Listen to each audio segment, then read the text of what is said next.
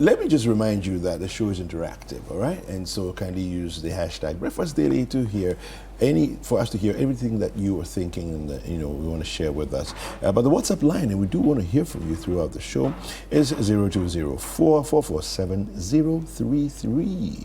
Do let us hear from you. Now, a few birthday messages before we get right into it. This one here says, happy birthday, Ajwa Abankwa.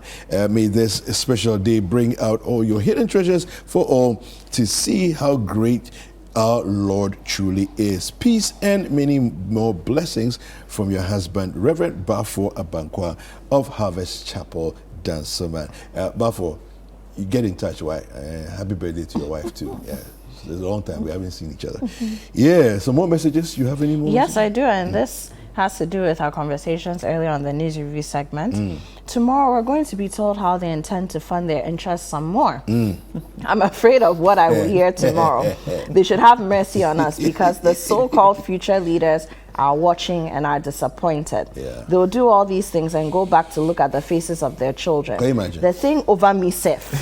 I'm trying to get into campus politics and start my career in politics, but seeing these things doesn't make it look like something I should do. That's from Nicholas Mensah. And Nicholas, let me just tell you that you are not the future, actually the president. The present. I keep saying that. Yeah, it's true. Our population now largely over 70% falls between the ages of 18 and 35. So you're actually the present.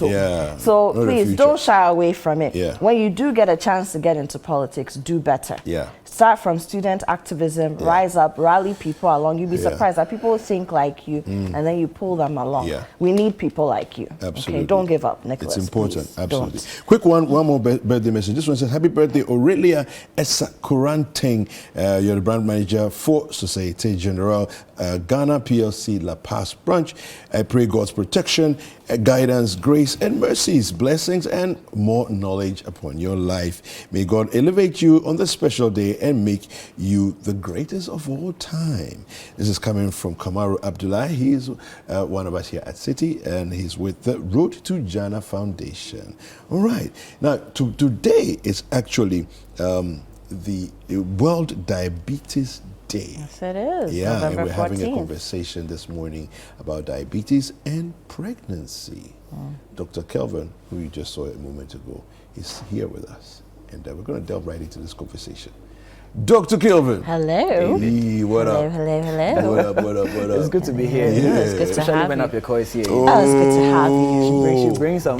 No, you see, Well, thank you. I think that the male guests on our show, they have an agenda against me. I don't know what it is. All the male guests behave this way. You don't know what it is? Like, really? Are you sure you don't No, I don't know what it is. No, but David, I don't know you to be an insecure person. I'm not an insecure person at all. So I'm about to stamp my authority on this yard. So what are you going to do exactly? Yeah, I'm going to control things around Oh, here. really? Yeah. We'll see about that. But Dr. Calvin, speaking about stomping authority, David will never know what it means to be pregnant. It's true. It's true. I do. You know, I remember my first experience in the labor ward. And when the head was crowning, and you had to actually witness it and take notes as you're, the process and all that. And I was standing there, and the bee was coming out. Yeah, and then my legs began to shake. It was quite an experience. I mean, it makes your respect for women go and quite a few notches higher. I'll tell you this. I watched my daughter being born. Wow. And it was because I was advised by two people. One, a very good friend of mine who's a gynecologist, but also one of my pastors, a lady, and she said, every man, she told me this was years before I even was advised by the gynecologist who's my friend. She said, every man who she knows, who's watched their child being born, relates with the child differently. And so I had said to myself, I'll be there. Then my gynecologist friend said to me, they said, David, you've got to experience it. At least once, you've got to experience it, And so that day I was there, and then her head was crowning. But it was slow. Yeah. So as things were happening, I was holding my wife's hand, and head was crowning, and she was pushing, and she was screaming, and all of that was happening. Then my baby's head started to turn bluish. Me, I don't know. All I know is my basic science. If the blue color starts, it means problem. Problem. So you said no. You see, I think I had psyched myself that what will happen when it starts to happen. Will I buckle? Will my knees buckle? Will I faint? So somehow, because I had gone through that whole process already, it's like I was there, and then I had episiotomy. Yeah. And then doctor says, scissors. But I saw the whole, and I watched everything, and I watched the cut, and the baby said, boom. And then suddenly the redness started to come back, and I was like, wow. What women have to go through. Absolutely. And that's why, I mean, on World Diabetes Day, but also within the month where we're creating awareness about diabetes, which is becoming, if it hasn't become already, it's a big epidemic for us. A bigger deal than it was years ago. You know, we're talking about diabetes and pregnancy, because that's something that we're missing, that pregnancy can bring so many things, so many things. And unfortunately, if you don't, and Doc will tell us more, recover from some of these things, you may end up living with them for years. I remember when my mom was pregnant with my younger sister, she developed preeclampsia. And so for over 30 years now, she's been living with hypertension. She's been on meds constantly.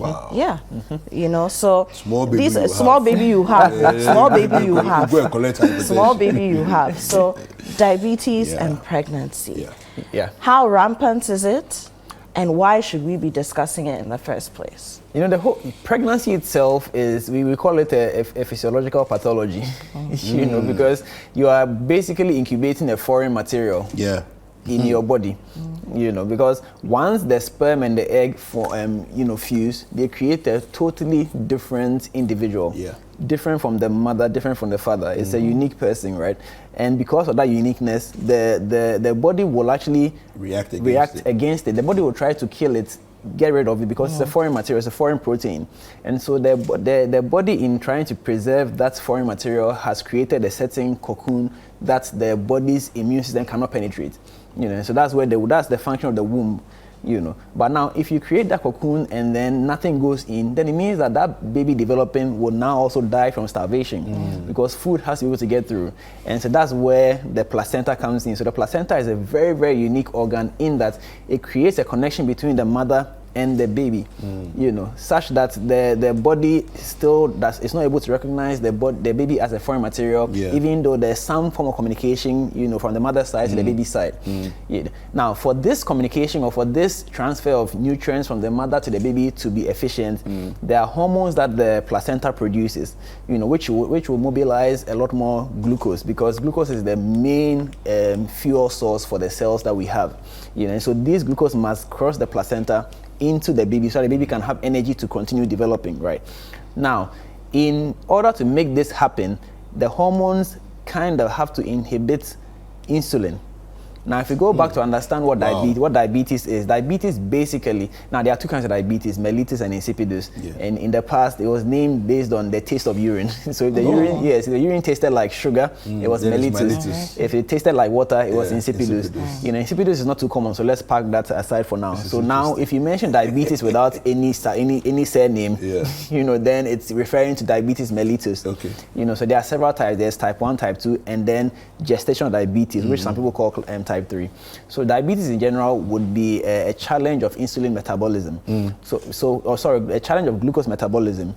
Either, and this is type 2, either because the glucose production, the insulin production is inhibited, is not as efficient, or the insulin is being produced but something is preventing the insulin from working. Well, that's what we call insulin resistance.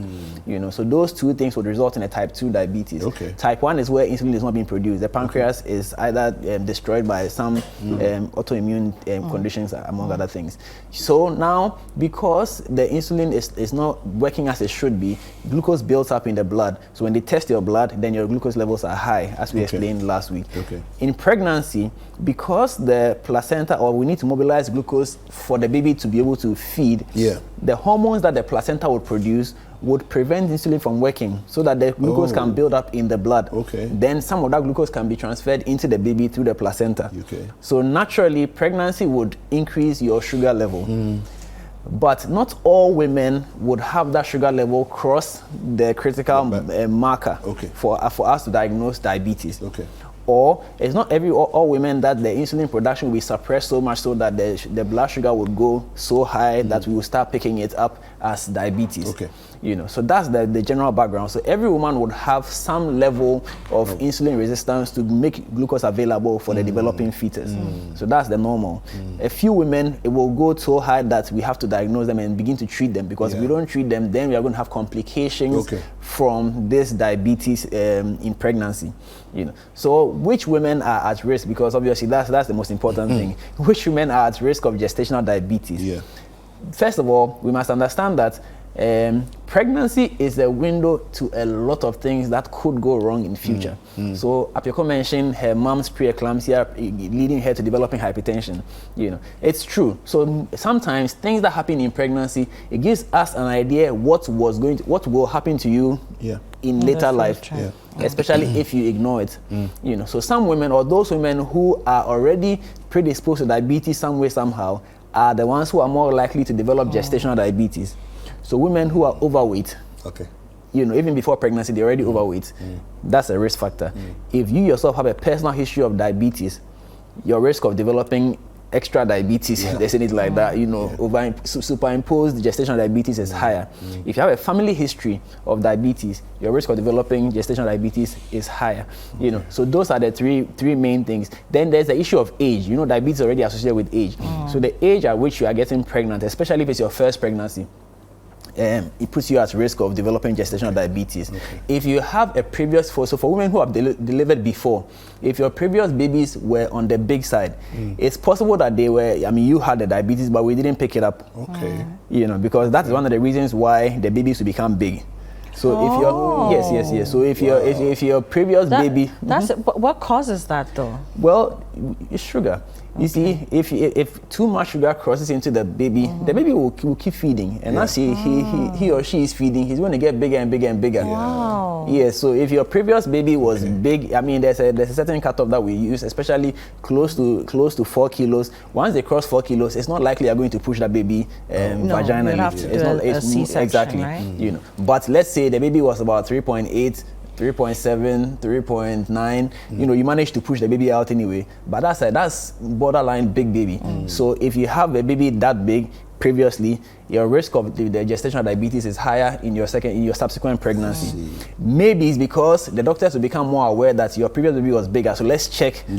And so they tend to pick those women up subsequently, you know. So that's also a big deal, you know. So it's of course, if your baby is chubby, is nice, they look good, but it could be a sign that something was actually wrong in that's very interesting. But you mentioned age being a factor. So what age range are we looking at, you know? Because I'm sure a lot of women will be curious, you know. So this question is not easy to answer in this day and age. You see, the ideal age to have given birth is actually, you know, between in your 20s. Of course. But unfortunately, nowadays, all of us are in school. Most of our women now are giving birth in their 30s. You know, so I mean, the probability that we're going to see an increasing frequency of gestational diabetes is higher. I mean, women are. It's now actually quite common to see women in their 40s, you know, having their first baby. Not just having their first baby is increasingly becoming common in Ghana. You see, and it's because of career and education, you know. So and also because, I mean, the way the system has become economically globally, you want to be self-sufficient as well, in case your marriage doesn't work out. You don't want to be entirely reliant on your partner, all that, you know. So, and see that, but the thing is, as you are going closer to 40, when you cross 40, the risk of developing diabetes, even without pregnancy, is already high. You know, so when you now add the additional burden of pregnancy, then that risk increases further. You know, and so that's why age is associated with the gestational diabetes. You know, so those are the women at risk of gestational diabetes: overweight, personal history, family history, big baby previously, or older age at first pregnancy. These are the risk factors for developing gestational diabetes. Very interesting. Very interesting. Before we wrap up this conversation on on pregnancy and diabetes. We actually put out a question yesterday, and on Twitter, and a few people came to ask questions, for you to answer.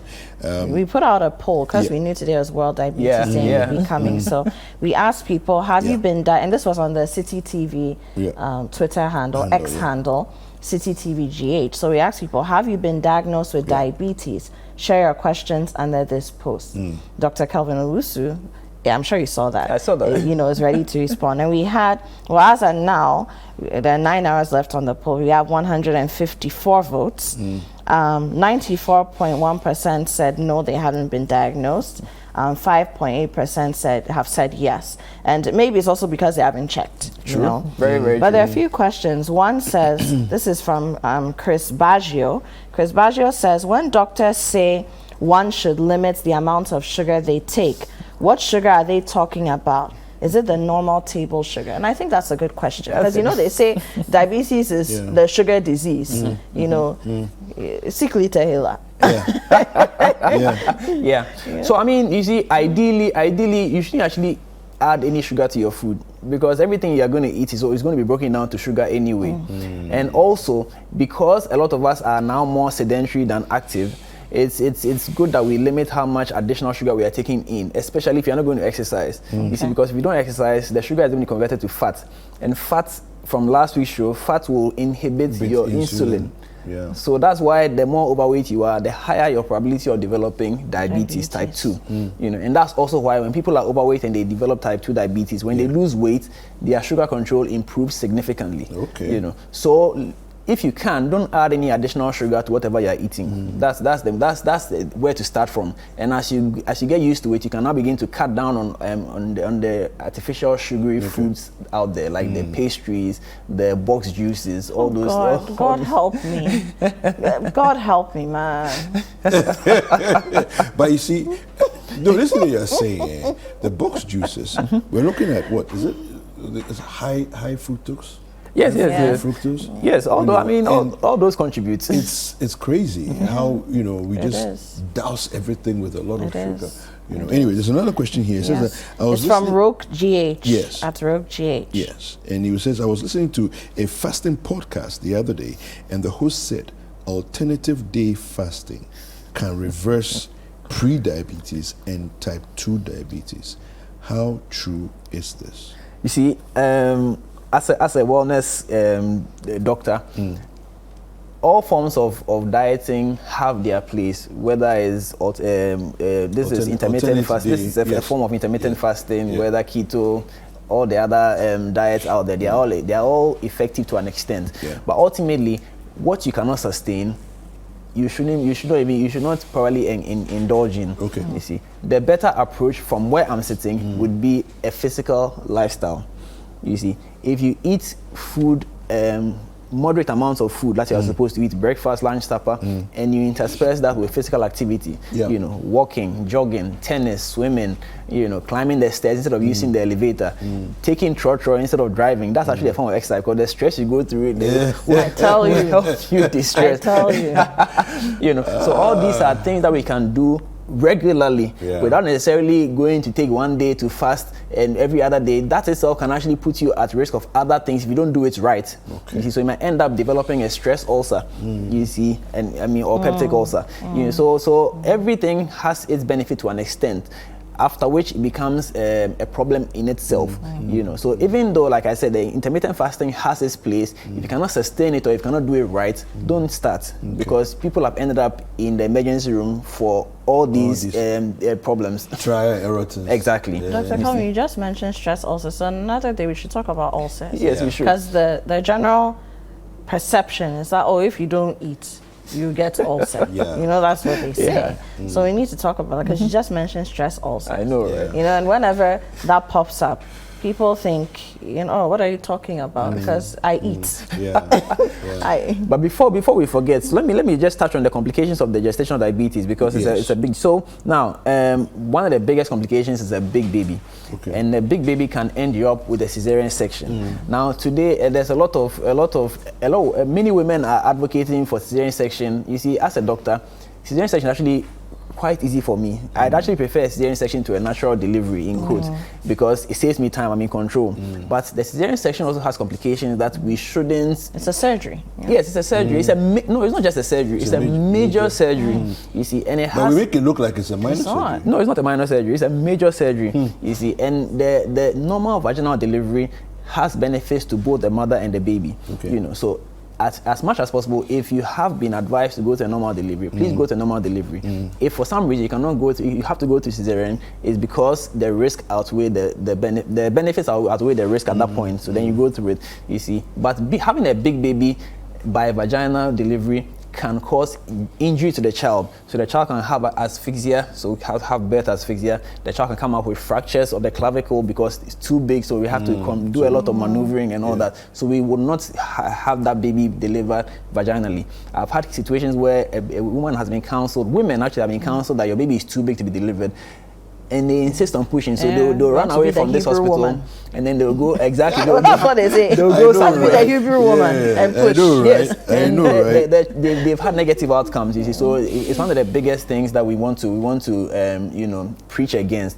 So complications are real for the mother and the child. So as much as possible, every woman who's pregnant needs to go through antenatal, because if you go to if you go for antenatal clinic at a proper facility, they will always test your sugar at around the 24th week, because that's when the peak of the sugar glucose levels that's when the glucose level will peak in the pregnancy cycle. And so every woman goes through a sugar test at that point, and then depending on the results, we know whether we're going to manage her for gestational diabetes or not. So please pay attention to the antenatal schedule. It's very, very important. And quickly before you leave us, so a woman is pregnant, she's watching us and looking at what are the things I should do to make sure that if I don't have diabetes, I don't get diabetes. So it's an interesting question to answer. So naturally, like I started by saying, every woman, once you are pregnant, the placenta will begin to release hormones, which will cause the sugar to go up. So it's difficult to necessarily prevent the development of gestational diabetes during the pregnancy. However, if you follow the advice, and the Ghana antenatal book that we use is loaded with information, even though women don't actually read it. It really is. Loaded with information. That thing as a Bible, man. Yes, about nutrition, what you should eat, about what you can do. If you actually follow all those instructions, you will definitely minimize the risk of developing the diabetes in pregnancy. But most of the work is actually supposed to be done before pregnancy. Unfortunately, many of us, we don't plan our pregnancy, so we don't actually do the I don't know how many women have actually gone through prenatal counseling or prenatal screening.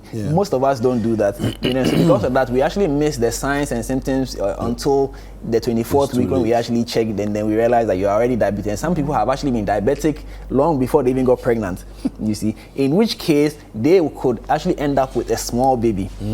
So you see, it's two things. Gestational diabetes. So what weight or mass is considered to be a small baby? Under 2.5. Under 2.5. Under 2.5 is yes. Why is that? You see, because diabetes, chronic diabetes, that is diabetes before pregnancy, can disrupt the placenta. So then not enough nutrition is now going to the baby. So then the baby can come up with we call it intrauterine growth restriction or retardation. So whereas chronic diabetes can cause a small baby, gestational diabetes, purely gestational diabetes, will cause a big baby.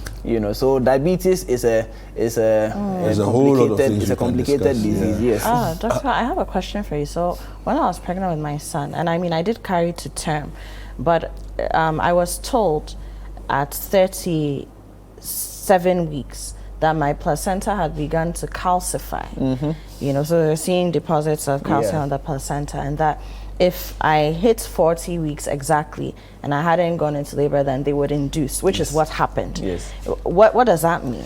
Well, the placenta has a lifespan, so and so at 37 weeks is preparing to end this life cycle, But usually pregnancy is 40 weeks, which is actually about 10 months if you calculate it by the 4-week month, So I don't know where the 9 month came from, but that's another discussion. Anyway. Usually we would allow you to go about one or 2 weeks more. Assuming you got to 40 weeks and you hadn't delivered, we'll do close monitoring for another week or two, and then if you still haven't delivered, then we'll have to intervene, right? But now with the calcification at 37 weeks, it means that it will become insufficient. It will become insufficient by the time, by that 40 weeks. So then, if you haven't delivered, we have to intervene. So that's what happened in your case. Interesting. Fantastic. Dr. Kelvin, how do people reach out to you? Well, I'm quite active on social media. Kelvin Owusu MD. So all channels: YouTube, TikTok, Facebook, etc. And then my clinic is also on social media at Violet Medical Center. So you can find that. We're going for a break, but very quickly. Someone says, Doc, please, what are the common symptoms of diabetes? What signs should we all be looking out for? That's Kobe from Kumasi. And then, so are there things that are consumed that can mess with her insulin levels during pregnancy? And does the scene of a man who has had a stint with diabetes in one way or another have any influence on the pregnancy? The semen. Yeah, okay, semen, maybe that's what, that's from Immaculate. Okay, so all right. So the last one, it doesn't really play a role in the mother. It might have an effect on the child. I mean, if your father is diabetic, your risk of developing diabetes is high, but it doesn't affect the woman in any way. All right. Now, the signs of diabetes: increased urination, increased thirst, and then weight loss. Increased urination, increased thirst. Yes. By seeing the pregnant woman, she's already urinating quite frequently. So we don't typically depend on these signs. That's why the pregnant woman will test them at various points in the pregnancy, because I mean, most pregnant women are urinating like, they are urinating like 3, 4, 5, 10 times a day. So you can't use that as a basis for diagnosing diabetes. So we just test them. But generally, it's a triad. So increased frequency of micturition, that's urination, increased thirst, and then unexplained weight loss. On the other hand, you can also have recurrent infections, UTIs, boils, etc., which are also quite common in pregnancy. So in pregnancy, we don't depend on symptoms at all. We will test you at various points in the pregnancy. Okay. Fantastic. Thank you very much. Wonderful. Thank you. All right, so we've been speaking with Dr. Kelvin Owusu, who is a wellness consultant with Violet Medical Center.